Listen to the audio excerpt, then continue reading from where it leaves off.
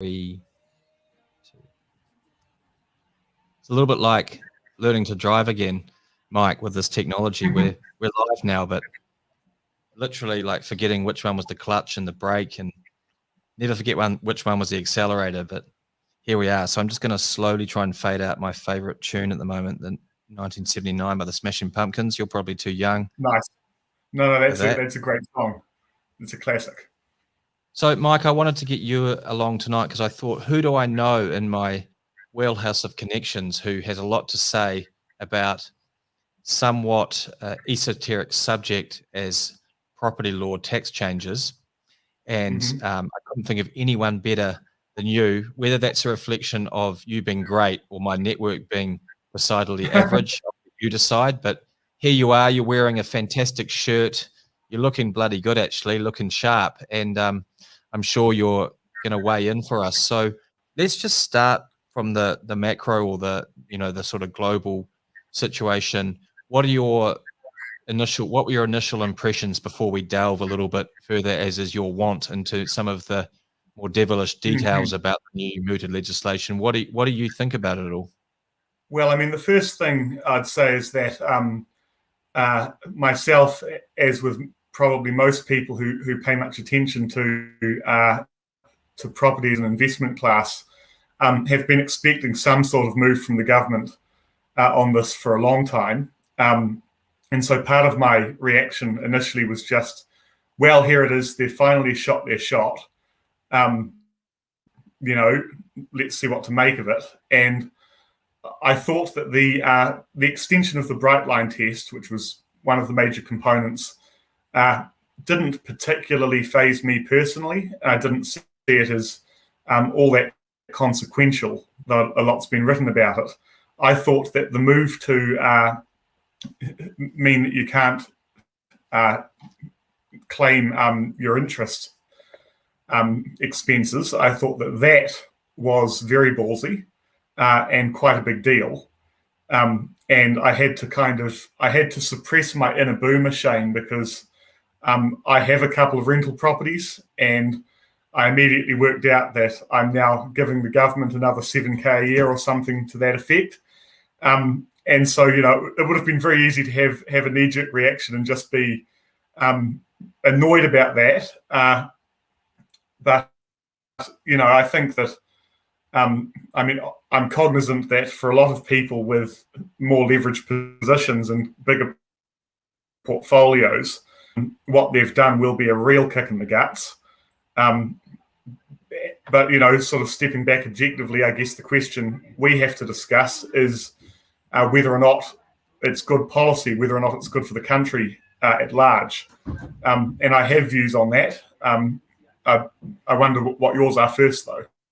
Let's just try, and you and I aren't the most organised in our thoughts sometimes, particularly on this.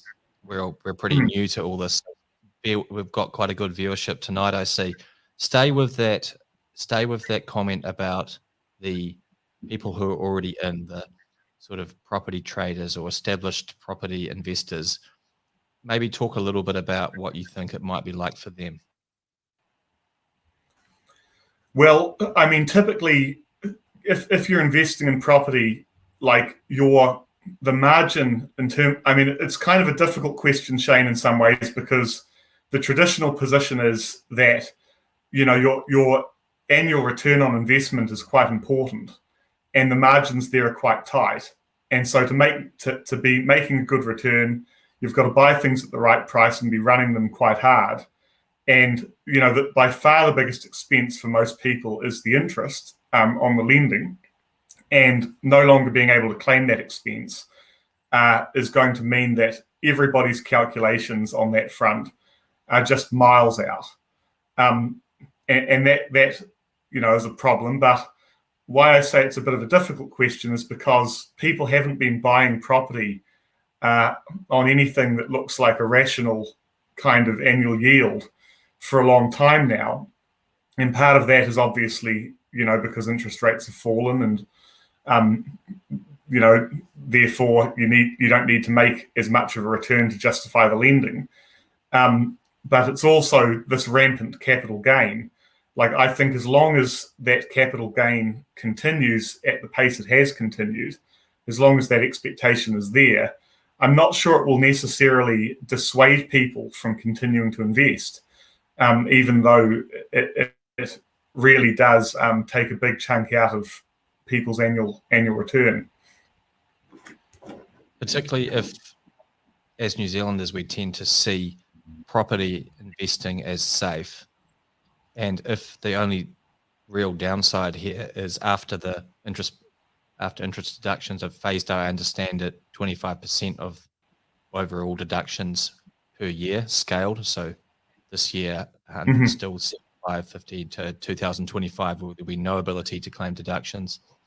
If you put that aside and you say that if the alternative, if there's no education around the share market, if business lending doesn't increase because the banks suddenly or hopefully over time have more appetite for business lending, where are people going to put the whole New Zealand property investment dollar? Where are they going to put that dollar if the only thing that's really changed for them in terms of a viable alternative is they can't yank it out and sell it within 10 years? A lot of the sort of Shafraz Khan was on here yesterday and we're talking about a lot of people that have one, maybe at a stretch, two rental properties. They don't have any real, when they buy them, any real intention to sell them perhaps ever.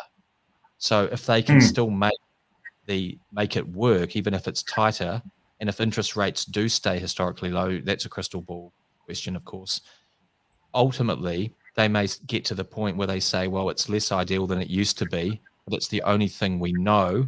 It's bricks and mortar. We can touch it. If we can get something freestanding that over a long time we think has good ability, the whole, worst house in the best street type of scenario, I can see people still going for that. In fact, I had a couple of clients / friends on the phone today saying one of them's just bought something else in Invercargill of all places, and he's saying he's not remotely worried because he has no plan to sell this thing. It's just going to sit there and hopefully appreciate over time, and there's some margin in it. That's the icing on the cake. So I don't know how much it will change in that regard.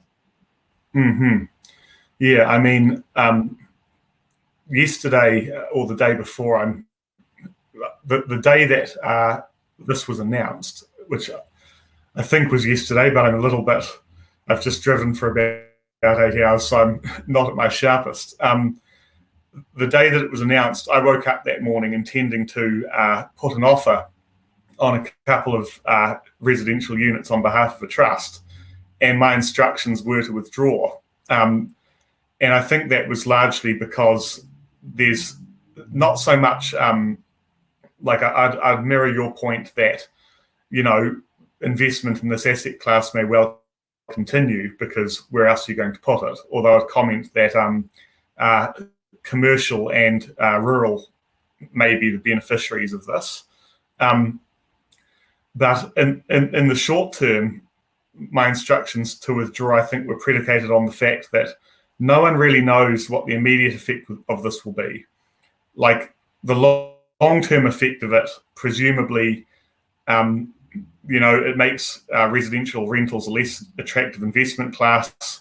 So people move out of that game. So the supply of rental stock drops. At the same time, because the occupancy rate of owner-occupied properties is half that of rented properties, that means that as the rental stock drops, you get a surplus of demand for rental properties. And over time, all of that is eventually going to lead to rents increasing, in my view, though it'll take a long time to work its way up to that point. But in the short term, when you think of the people out there that you see these stories of people that are incredibly leveraged, that have, 30 or 40 rental properties, and 90% of it is bank lending. Whether this is significant enough to sink any of those people or to cause a lot of money to exit that market, and whether that's enough to cause house prices to drop, I think that's the big question in the short term that no one really knows the answer to. But I'll say before I hand back to you, the thing that worries me is a lot of the so-called smart money has already been predicting that residential house prices are going to fall.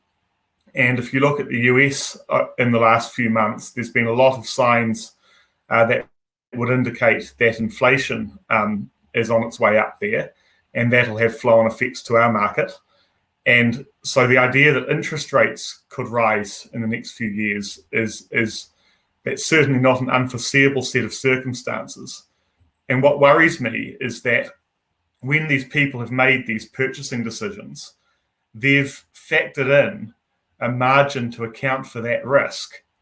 Well, now that this policy has been implemented, which is effectively, in terms of the hit in the pocket, the equivalent of the interest rates rising, that's gone. That sort of safety margin is gone. So the whole thing is correspondingly a lot less resilient than it was.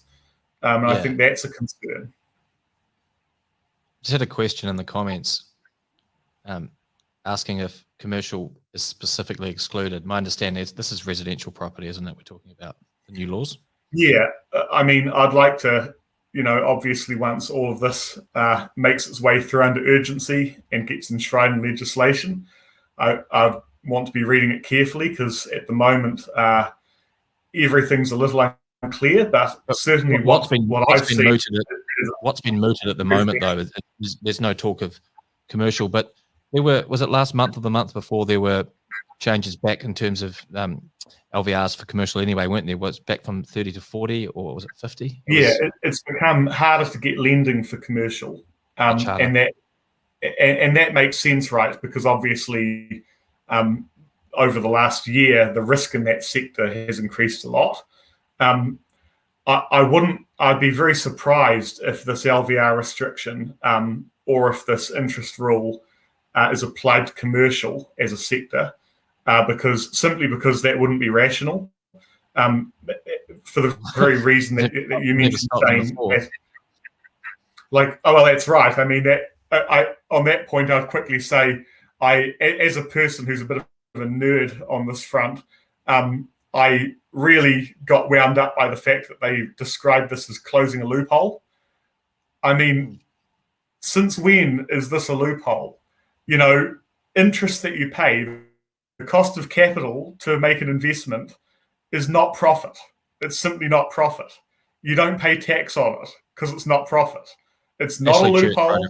Church wrote a very good article about it yesterday. It was very succinct, saying, and what planet does someone come from that actually attributes that to, quote, closing a loophole? The reason you said it. If that's the person's business, look, I think you can have an opinion on whether or not that is the type of business we want to stimulate. And in this case, they're essentially saying, from a policy point of view, we don't want people to be investing in a business that has wider social consequences, which are, in the view of the government, negative. I get that. That's fine. But to say it is a loophole is just, again, it's the nerd in you and me, but it's just, it's much more accurate to say that they've deliberately created a market distortion to try and influence market behavior.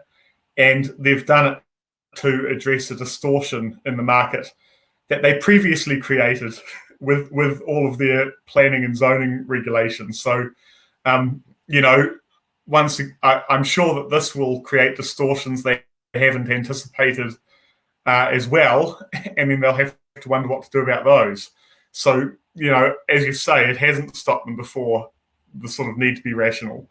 But I do think that, even for government, the point you made that if not residential realty, what else? What are people going to put money into? If they don't, yeah. And that's why they need to target it tightly. And I mean, they're not applying it to new builds, that's good policy making, because we need to stimulate further development. And so they're not actually going to apply this 10-year rule to new builds. It's an open question whether the interest rule will apply to new builds. In my view, I very much hope it doesn't, because at least then there'd be something beneficial in this, which is that we really do need to incentivize money to go into new development.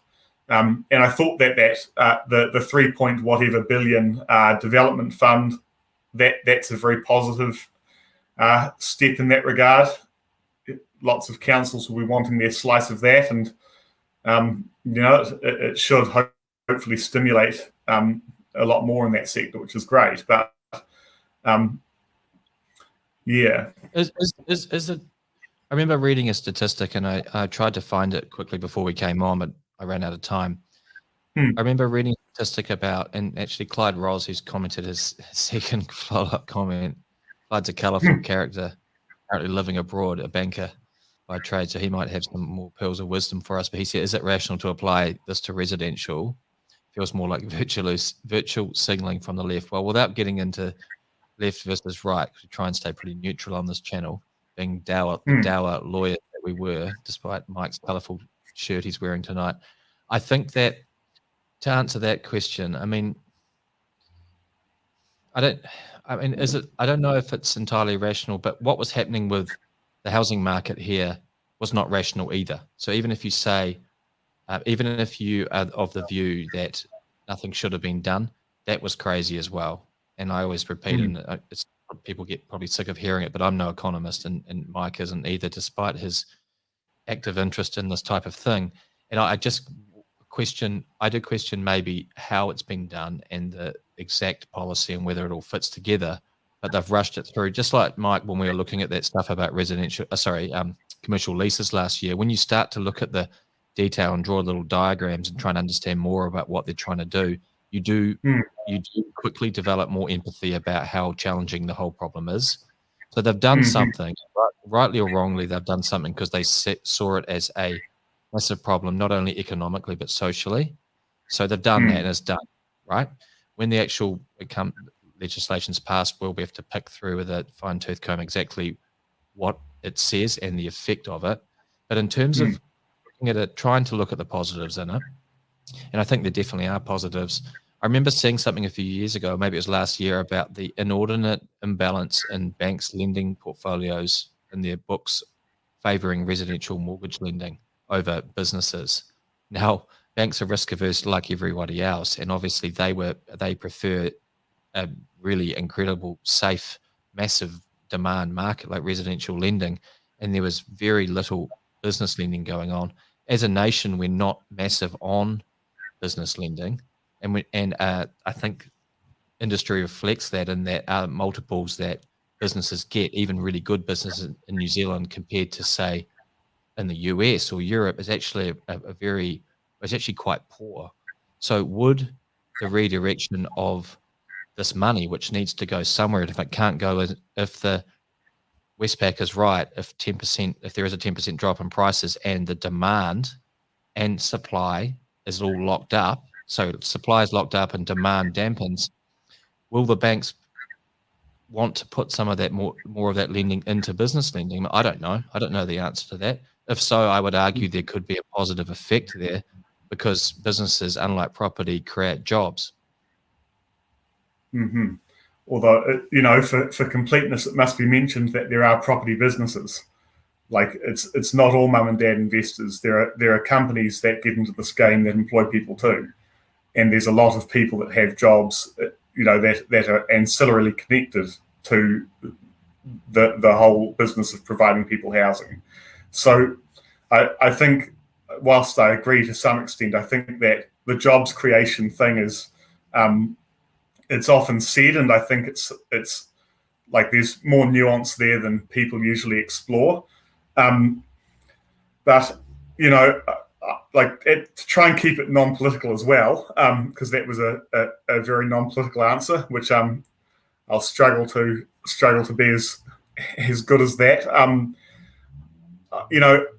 I think that there are many indicia that New Zealand's property market, as Shane said, isn't rational. Like, when you look at the value of housing and you compare it to incomes, it's one of the highest in the world. Like I forget the exact multiple, but every time you hear it, it's gone up, and it's an enormous amount, and that causes all sorts of problems.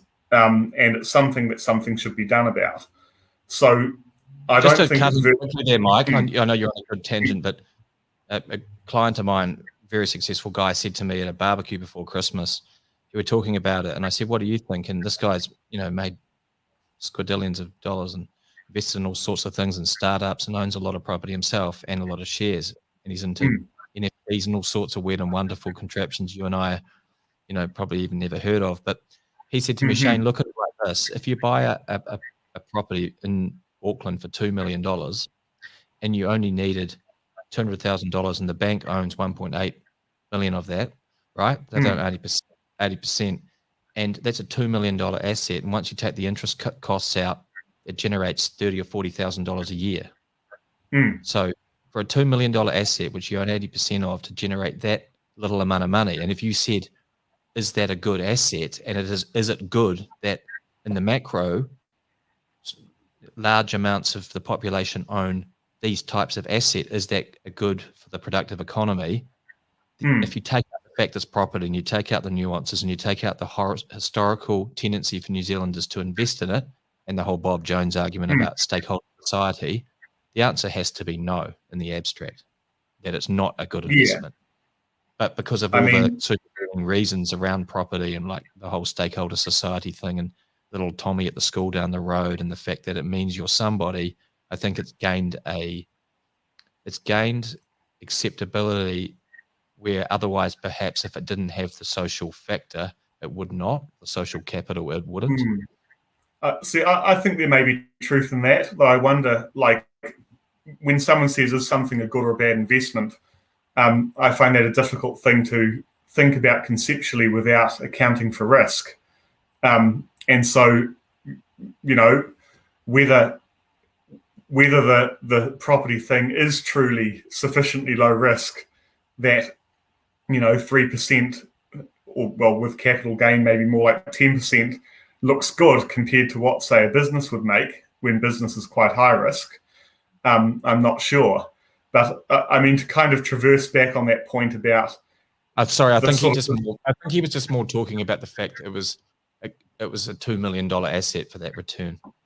You had to fund it that way, but for the bank coming in and funding because they're so happy to, because it's so low risk for them. Is it good for our economy? So much funding debt is tied up in these non-productive assets for how much money's coming in. I just had my maths corrected as well from one of our guests, which is thanks, mate. I really appreciate that. It's probably why I'm a lawyer and not an accountant or a finance guy. Keep going, Mike. Yeah, I like that distinction between the sort of like landlords and the property sector always gets blagged on as not productive and sort of not real business. And part of that is because it doesn't, it sort of dovetailing into your thing, it doesn't create the sort of returns, it doesn't generate the wealth per dollar capital spent that what we think of as real business tends to generate. But I just see it as kind of like one end of a spectrum. Like, when people talk about business and contrast it with that, they typically kind of, bring to mind the sort of entrepreneurial Elon Musk-like, these people that come along and with great vision and great perspicacity, they create enormous wealth out of very little, taking these huge risks. But a hell of a lot of business is pretty bloody timid. There's a huge amount of our economy that isn't like that. That's actually a lot closer to the landlord end of the spectrum, where it's just like you're doing a thing that people have been doing for 50 years. You know exactly what the risks are. You know exactly what the expected rate of return is. And it's not that great. It's not going to make you a multimillionaire. It's going to make you middle upper class. And, you put your sweat equity into it and you go along.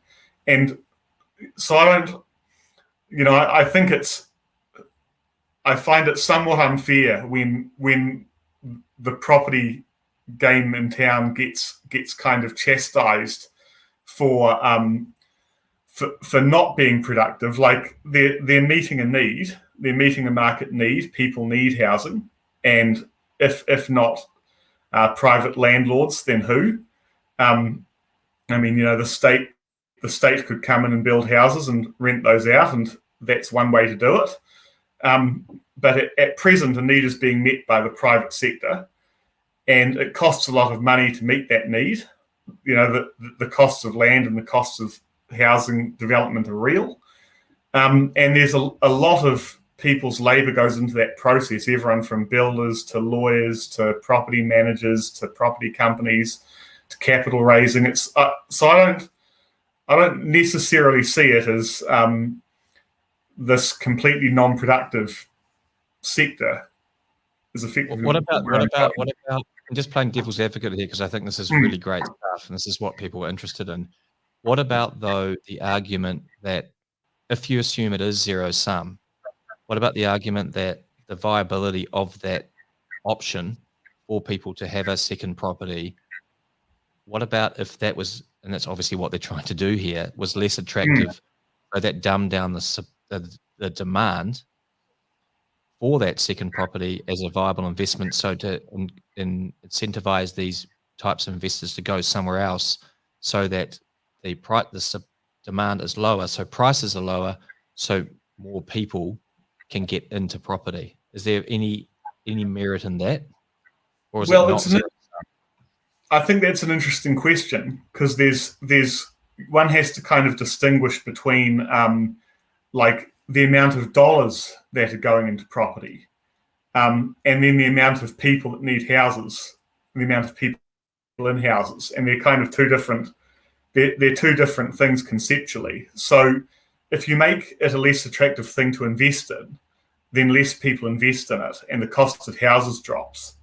But that is not to say that as a consequence of that, you now magically have enough houses to meet the human demand for houses.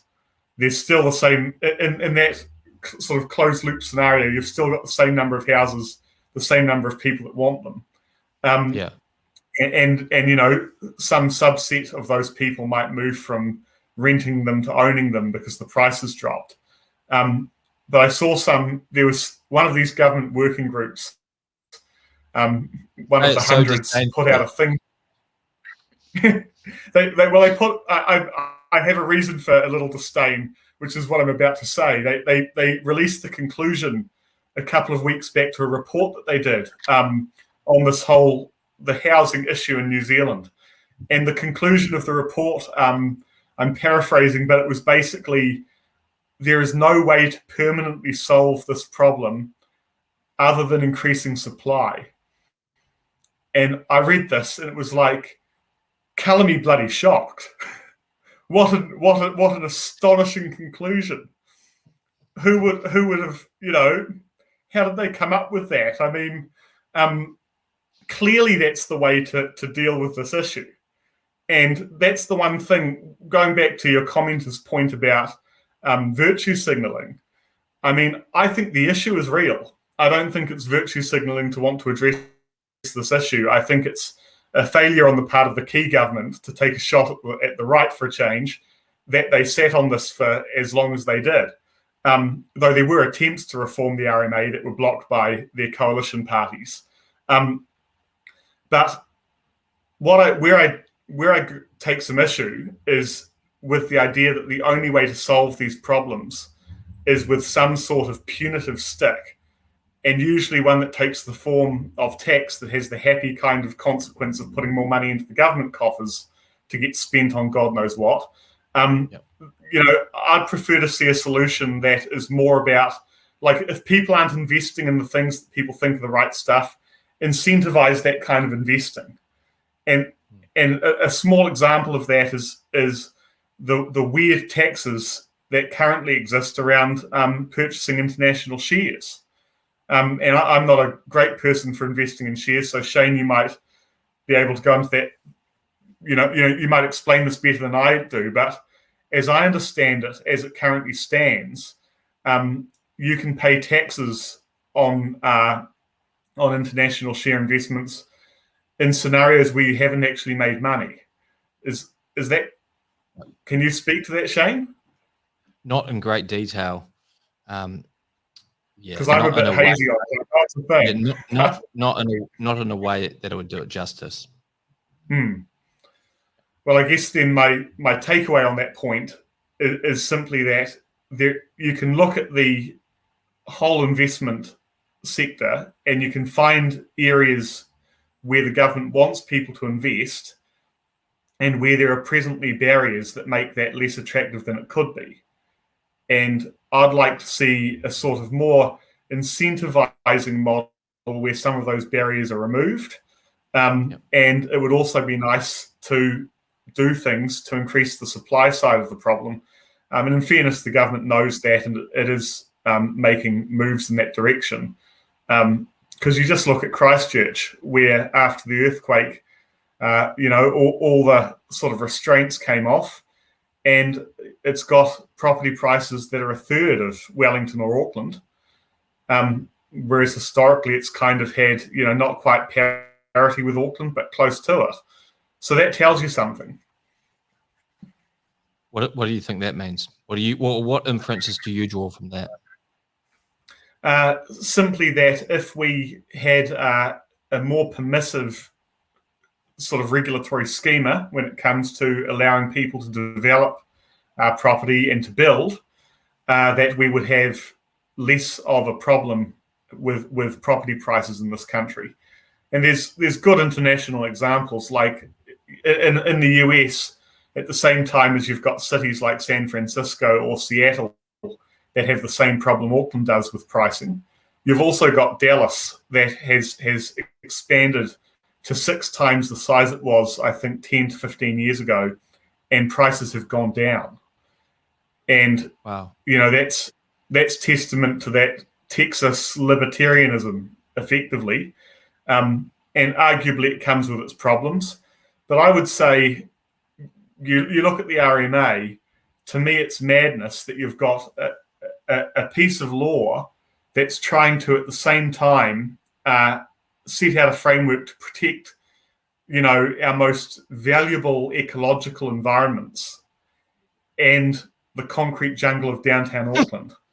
It's like there's a set of principles you're applying to inner city Auckland that just have no business being there and are very restrictive and are used by NIMBYs to try and hold things up and slow things down.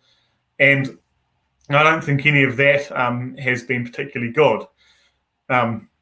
It doesn't tug at the heartstrings, and it's not as easily communicable to the masses. Changes around the RMA. It never gets the airtime that, say, this issue we're talking about now gets, does it? But that is the underlying. Like a place like Canada, the way they changed the equivalent of the RMA to allow mass scale, apartment building. There are places in Auckland which are perfectly suited to that, to solve some of our housing crisis. And at the moment, there is no chance of being. Yeah. And people say, we don't want to, that antiquated view, and you don't want to create all the shoeboxes and that. Well, what do you want? Is the current situation preferable? I doubt it. I don't think it is. It's a major city, well, at least it has aspirations to be. And I don't think you have a solution that's going to keep all stakeholders happy. So what do you want to be as a city? That's the ultimate thing to make up. And there's a certain kind of Soviet bloc country attitude to the sort of, we don't want people to live like X.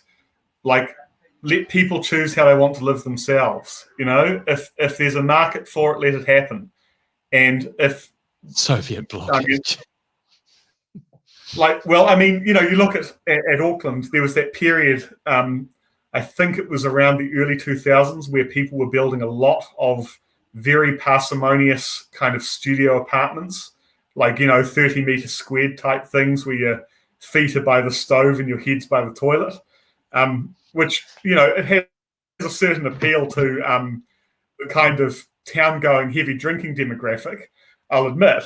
But, these things were built in huge numbers. And then I remember there was a period where the price for them really bloody tanked. It went through the floor as more and better stock became available.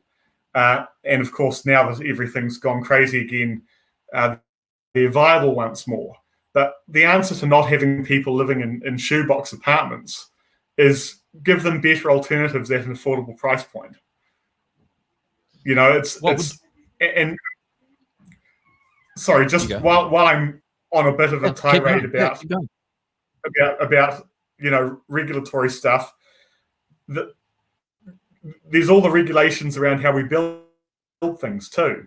Now, I think it's great that we have a building code there to make sure that people don't build crap. I really do. Except that whilst we had that building code, we had the whole leaky buildings thing. And all of the building code and the council inspectors and all of the bullshit and palaver didn't stop that. And it probably won't stop the next thing. The next thing is probably that we've imported all this bloody poor quality steel from China. That'll probably be the next thing that rears its head. And once again, it won't have stopped that. So I don't know.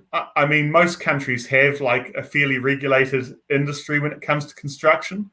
So I'm a little bit more loath there to prognosticate what the solution should be than I am around the RMA.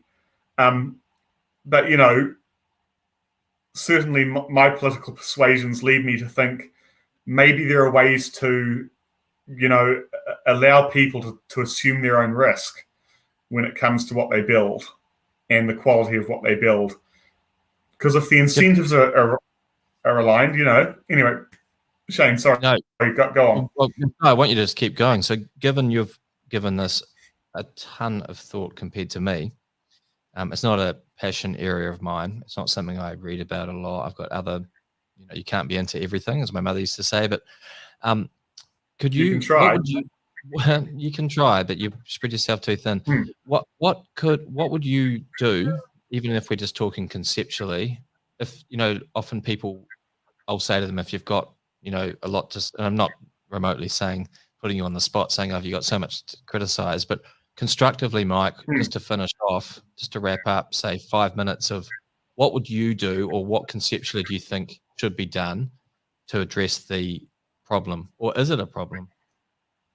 Well, I don't want to give a cop out to that question because it's very easy to say it's a complex issue and it's just very hard. Everyone, there's so much. Everyone is cancel culture, and I doubt it. I hope it would be over something like this.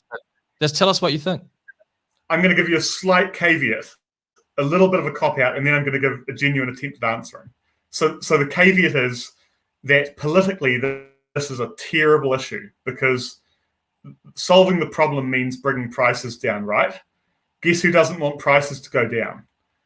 All the people that have property, which is a big part of the country. So it's a very difficult one politically. In terms of what I would do, I saw a good talk by an economist a while back. I forget who he was, but the basic thing he was talking about was how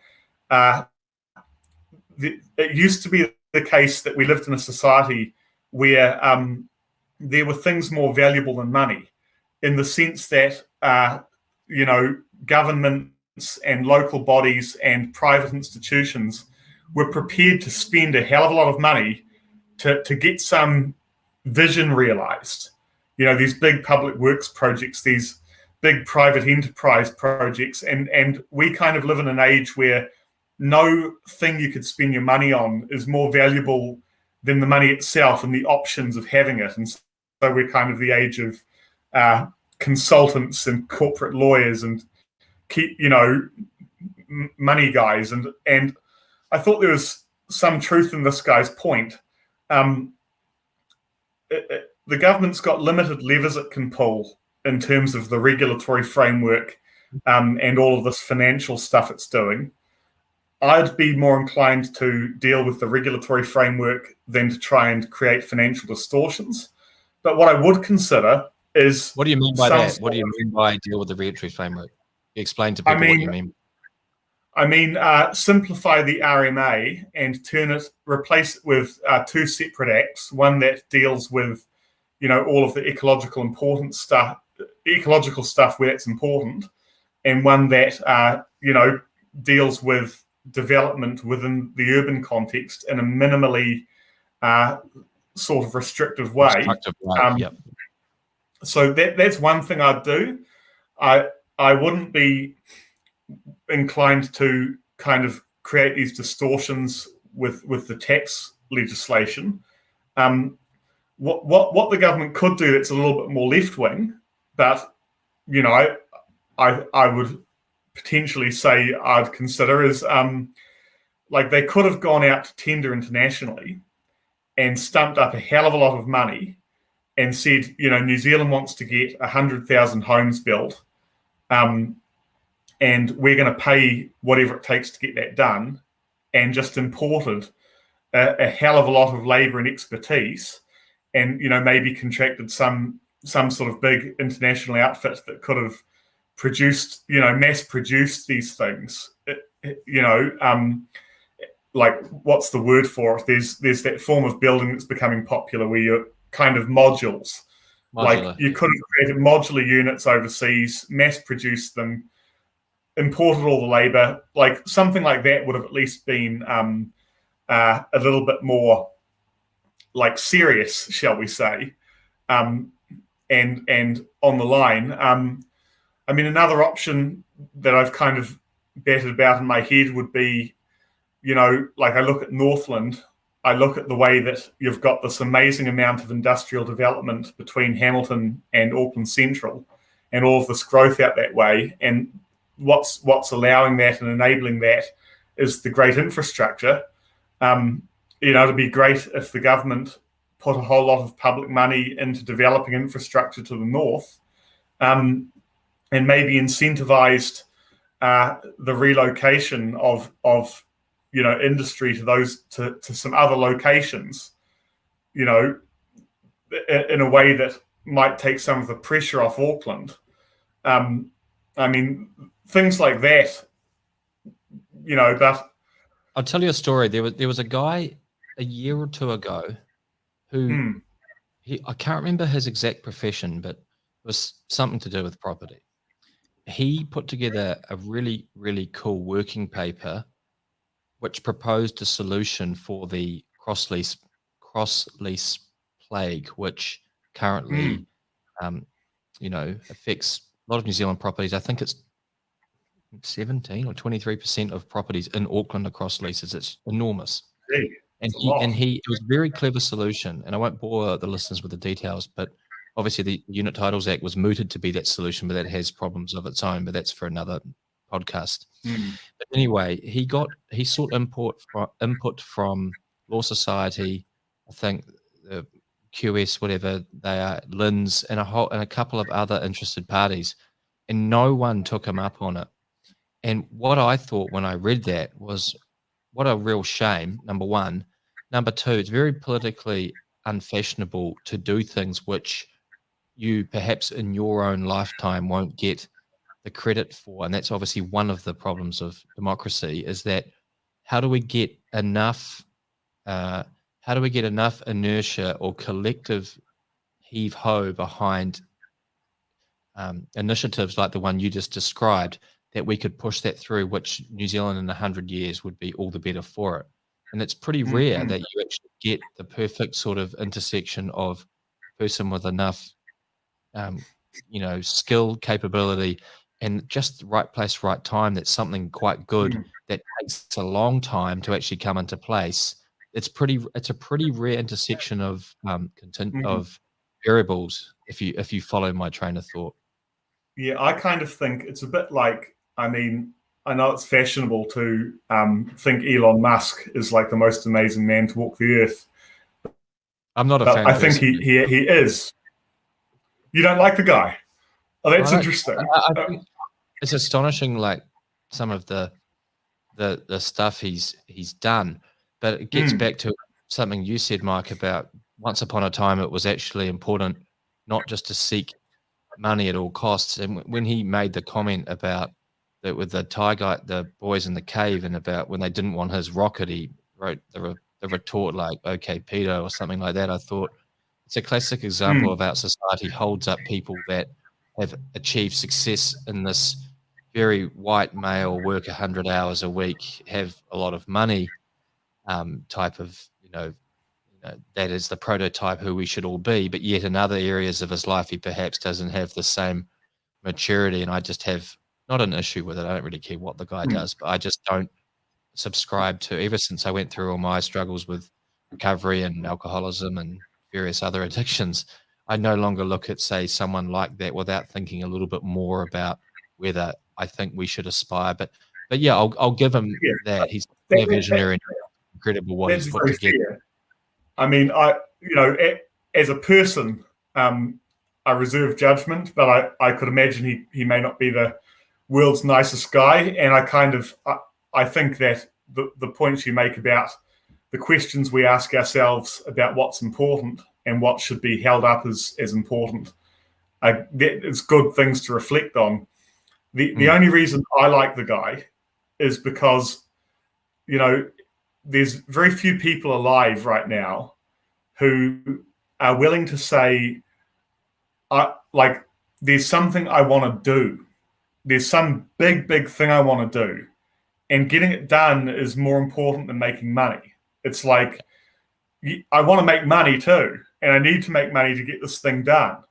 But I've got dreams. Like Elon Musk is like the guy that's got like the dreams that guys have when they're like 8 years old, and let go of them and go, oh fuck that, I'll go and be a corporate lawyer or a banker or something, and true. And he's like, nah, I really want to live on Mars, and I believe I can make that happen. I'm gonna do It'd be the best place for him. Yeah, and that's the thing, like, there's a real dearth of that at any one time in the world. Like, the sort of Nikola Tesla, Henry Ford type characters seem to be very uncommon. And I think the problem is there's a similar thing in government, which is that what a country really benefits from is when it is lucky enough to get a person in power who really wants to get something done and cares more about kind of leaving an historical legacy, like leaving an enduring act, than they do about re-election or about popularity in their lifetime. And that's quite a rare person. Like, I don't think John Key was that person. And I think Jacinda Ardern is a lot like John Key. They're both very consummate politicians. Yep. They don't seem eager to spend political capital. And they seem to enjoy being liked. And someone who's going to come in and do something, really disruptive is going to have to put up with really not being liked, most probably. Yeah, I remember, I'm trying to think the exact quote that Banksy used to say to me, but around the time I first met him and he was first mentoring me and helping me out, it was from Muldoon, and that's what it was. Muldoon said to him when he was a young cabinet minister, he said to him, John, he said, it's much more important to be, he said, it's much more important than to be respected than to be liked. And I thought that was that's always stuck with me.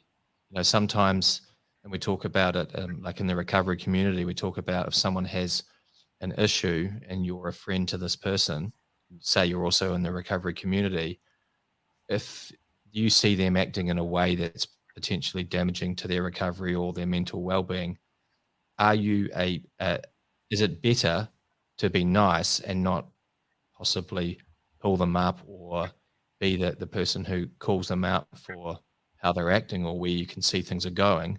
Or are you trying to preserve that, or are you better off actually going in and risking being not liked for a short time because you actually told them how it was? And I think that's like a character development thing as well. But that if you extend that out to what you're just talking about at a massive scale, say in a democratic government, most people rather be liked than be respected. Deep down, we all want to be liked. So who has it in them? And it's probably just a very evolved soul that's able to go, it probably doesn't even cross people like some of those people you just named. It probably doesn't even cross into their consciousness. In fact, I'm going to eschew being liked because I've got this big, wonderful thing I'm going to do, which is going to change everything. And I'm just so hell-bent on doing it. I'm going to put aside all those. They probably don't even have that kind of interference, so to speak. They probably just, Musk looks like that on the Rogan interview.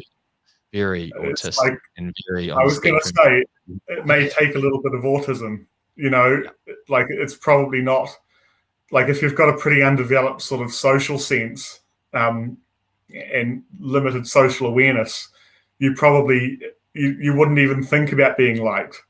Yeah. Like, and remember that'd be the that poor old last guy thing that you I think don't follow politics closely like you, Mike, but that poor old guy that from National that took over for a while, and what wasn't the guy's name from down in about. the in country, Todd Muller, and he thought Todd after Muller, yeah. reminds me of that episode of The Sopranos where Sil took over for a few weeks because Tony was in hospital. He'd been shot, and then everyone used to bag on old Tony as his decisions as the capo. Mm. And Sil, like, woke up in the middle of the night and he had the wife beater singlet on, and he walked down the stairs and he was having the panic attacks, and like it's just not easy. So like John Key, Jacinda, all these people, we're saying maybe they don't have that. They're not those sort of people. But having said that, I think I wouldn't want to do it. The amount of Oh, hate no. and shit every day, and those people that literally like want to lynch Jacinda, and I'm not personally a fan of her politics, but fuck, you try doing that job. No, I think that's people have a very low resolution view of how some things work, and I mean, we all have this sort of deficit to an extent, and I think if you're lucky, as you get older, you lose it more and more. Like, I can remember being a much, much younger man and having such a low resolution view of what a CEO did that it just seemed like, you sit at a desk and you make tons of money and it's pretty chill, and it took encountering people and sort of, starting on that sort of career where you're encountering the business community to realize the incredible stress and the incredible work ethic required and all of the competing demands and the difficulties involved. And, I know that there'll be all sorts of other areas of my life that, I've got a low resolution view of the world, rather. I've got a low resolution view of right now. But politics is a big one. It's the thing where everybody thinks, I could do that. I could do that better than these people are doing it. Like, I tried to just step over the somewhat illusory, at least from my point of view, divide between commercial law and litigation during during the second lockdown last year, and tried to do a bit of debt recovery work for a client. Went off to the district court, and when they looked like they were going to put this company issue a summary judgment in our favour, and then she said, "Mr. Ruddy, have you got your memorandum?" And I said, "Oh, sorry, ma'am, we're sort of doing this as a bit of a favour to client, tough times, on a no win, no fee basis." I don't think I used the word no win, no fee, but on a sort of contingency basis, and I don't really know what that is, ma'am. And she said, "Oh God." So I had to go up and talk to her, came back, and I said, "Look, I've got really no business being in here, but can you just cut me some slack? It's extraordinary times." And she sort of had a bit of a laugh, and she said, "Mr. Ruddy, you served these proceedings, haven't you?" And I said, "Oh, yes, ma'am. Yes, ma'am." And I left. They said, "Oh, you can through the memorandum later in the day, and we'll put the company issue a summary judgment." And I was walking back to work, and I picked my phone up, and I rang Liam, and I said, "Hey, we've served these proceedings. Hey, we looked at the file, and we hadn't served it. That's why the guy wasn't there." I just thought, wow, like, as you say, low resolution too. It was an absolute rock up, and it was the sort of thing where you think to yourself, it looks so easy, because we share with Chris Patterson, a really accomplished barrister, and they're doing those sort of things all the time, just the way we're setting up companies and buying properties for people. But ultimately, there's the devil in the detail, and there's so much more to most things than your ego would like to allow you to believe or understand. It's very true. And you know what? Just to wrap this up, it applies to property investing as well. There's a reason why there are people out there charging people $10,000 for essentially their IP on how they have successfully bought and sold property. And Mike and I, we're certainly not against it. Mike, more so than me, owns and helps clients invest in some of these sort of assets. Me less so, but I'm not vehemently for or against the changes. It'll be really interesting to see how they play out. Change is always interesting and exciting, in my view. It keeps the world. There's a point I'll make. there's something I'll say on the back of that, Shane, as a wrap-up point from my end, which is someone I talk to, you know, a person I take advice from who's a lot older and wiser than me. Whenever these sort of things come up like this tax, says, you know, there's always going to be things like this. They come and they go. The next government will change it or change something else. And the key point is they happen to everybody. And doing okay is just a question of preempting it and being smart and just continuing to be diligent and to play the cards you've got and to make adjustments to your strategies based on what is happening. And there's really no good or bad. It's just it's just the lay of the land. Australia's had a CGT for a number of years, right? And their property prices in the main centres where there's huge, demand are through the roof. Yeah, and I looked at some apartments in Sydney a few years ago, and they were astronomically priced. I could not believe it. It was out of control. Yeah, and people who make money have an unerring ability to always make money. You know, there'll be a lot of people out there who'll take a hit on this one. They'll feel pretty sore about it, but they'll go on. They'll, readjust their thinking in light of the new laws. They'll go out and they'll make money because they're enterprising and they're prepared to do what needs to be done to do it. So I think it's the sort of thing that distills down to is that it's easy to get hysterical about these things. I've seen a fair bit of that from the right-wing press, but life goes on. Life most certainly does. On that note, I'll see if I can get a little bit of outro music going for us because I just love my new toy here. What's the outro song, Shane? Well, I don't think you'll be able to hear it, but I've got a little bit of Red Hot Chili Peppers. Here we go, a little bit of funkadelic sort of modern jazz. You can't hear it, Mike, because you're coming from an external feed until you move up to Auckland, but very cool. So a bit of John Frusciante jamming away. There we go. The viewers there's only a couple of viewers left right now, but they are, I'm sure, are enraptured with this as I am. Thanks, Mike. It's been bloody good. I really enjoyed that one, and look forward to getting you up to Auckland and getting you in the studio we're building absolutely right this moment. So yeah, thanks again for coming on. No, it's a pleasure, Shane. Look forward to doing it again soon. Thanks, mate. See ya. Cheers. Bye.